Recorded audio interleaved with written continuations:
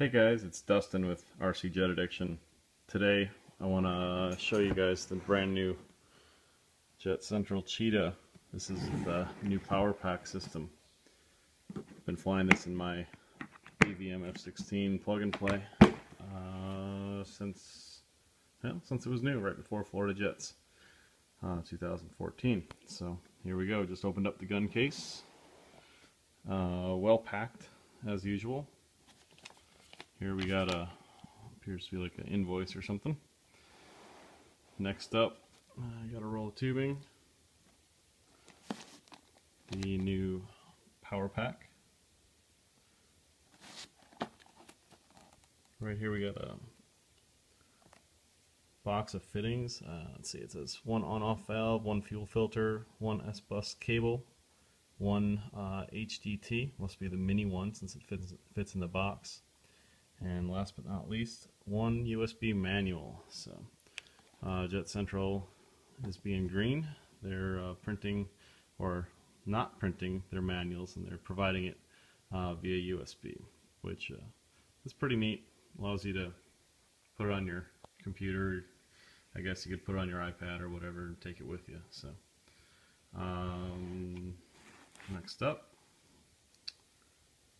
we've got try to get it to focus. You have to take my word for it, but it's a 3800 milliamp 9.9 volt LiFePO. So this is basically what I would call an A123, but it's in LiPo stick format.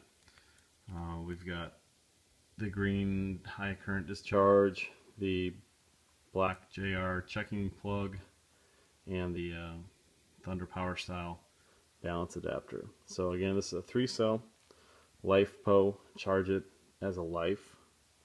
Set it for 3.8 amps and 3 cells, 9.9 volts. So let's cover one more piece of information before we get to the engine. In this envelope we have the lifetime warranty registration. Make sure when you open up your box, fill this out, send it back. You don't want to miss out on your excellent warranty offered from Jet Central.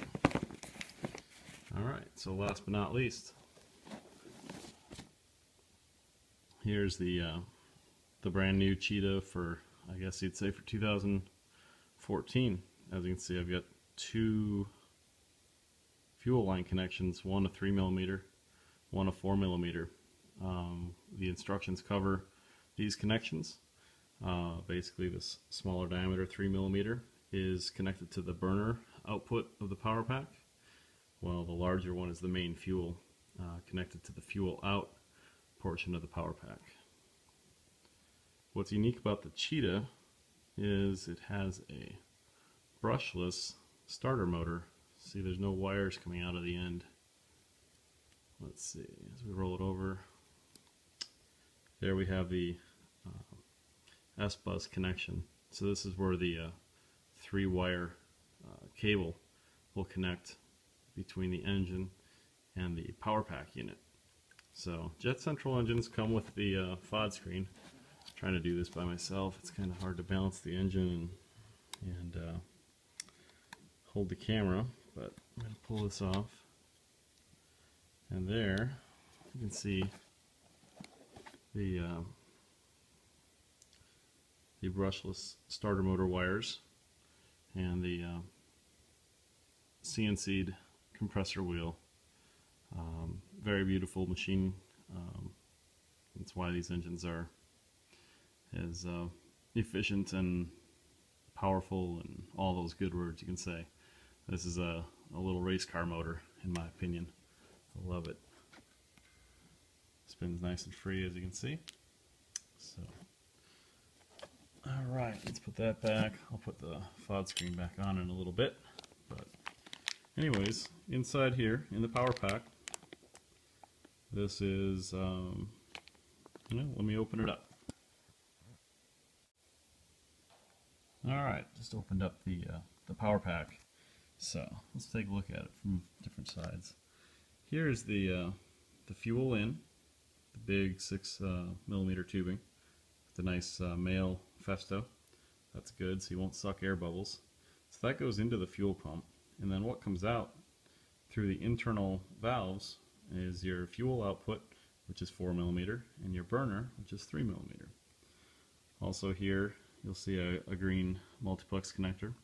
That is the S-bus to the turbine, so your 3-wire S-bus cable will connect from here to the engine. Alright, so on the opposite side, you can see there's a green multiplex. That's where you connect your battery. Obviously plus and minus is labeled for you, so don't mix that up or you will fry your ECU. The RX input can range from 4.8 volts to 8.4. So anywhere from 4-cell NiCad to 2-cell LiPo. The ECU connection, the green one, can take anything from a 7.4 pack to a 9.9 3-cell LiPo. My experience is these engines start better on the higher voltage of the 3-cell LiPo, so that's one reason to use it, plus that's what they send. So why change a good system? So these pins are a little hard to see, but I think you can see them now. Basically we have a throttle input, the data terminal or PC connection, so that's the HDT, the handheld data terminal. That's where you can monitor all the information. And then aux1 and aux2, which I have not used at this point. I'm assuming that's where you would have your airspeed and things like that plug in, options down the road. But nice unit. I don't know, probably weighs about 4 ounces. So it's a good size. It fits in most models without any complications. So good work, guys. What else is new with this thing? Let's open up this little box.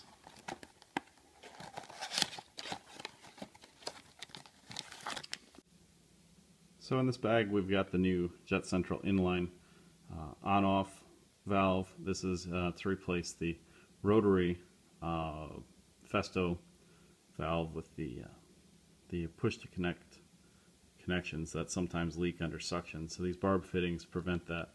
You get a good seal, and you don't run the risk of getting that air bubble caused by a suction leak. We've got the fuel filter. I place this on the 4 millimeter line, exiting the power pack, going to the engine. This will catch any metal shavings as the pump breaks in, or any debris that gets past the UAT and your other filters in your can, your Jersey modeler can. So then of course the S-bus cable to go between the power pack and the engine.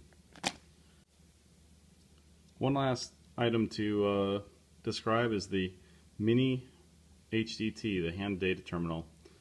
This device was in the white box, and this is what we'll plug into the power pack.